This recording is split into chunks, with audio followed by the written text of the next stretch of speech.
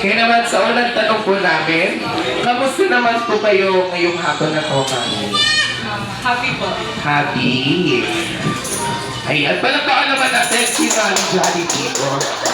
And this time, syempre, si Daddy rin ang ating tatanungin. So, kamusta ka rin po ngayong hapon na to, Daddy?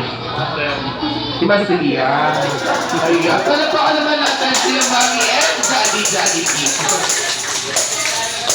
Alright, so for the next question po, Mami and Daddy, sa tingin niyo po, Daddy, ano pong karakter or katangian ang naman na po ni 30 kay Mami? Chocolate lover.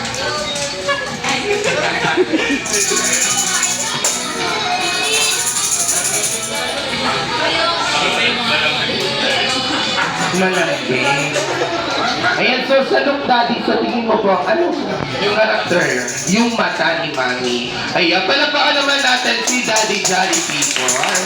Ayan, so free question lang din po, Mami. Sa tingin niyo po, ano karakter or katangian ang naman na po ni 30 kay Daddy? Kitang-kita naman po yung height niya po. Yung height. Ayan, palagpakan naman natin sila Mami and Daddy Jolly People. Okay, so for the last question naman tayo, Mami and Daddy. So this time po, Daddy, kung kayo po ang masusunod in the future, ano pang gusto nyo ay maging paglaki po ni 30?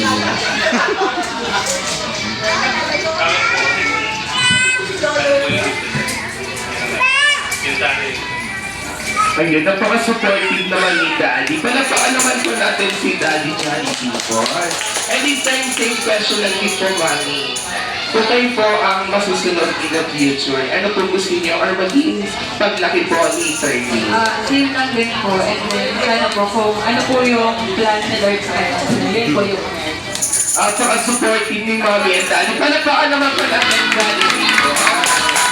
Ay, and this time na po, paano na po ang gugustuhin ni 30 in the future? Ito po ay susuportahan ni Mami and ni Daddy para po sa kanyang ikabubuti. Alright, so this time, Mami and Daddy, ayan, para mas magkaroon pa ng exciting part,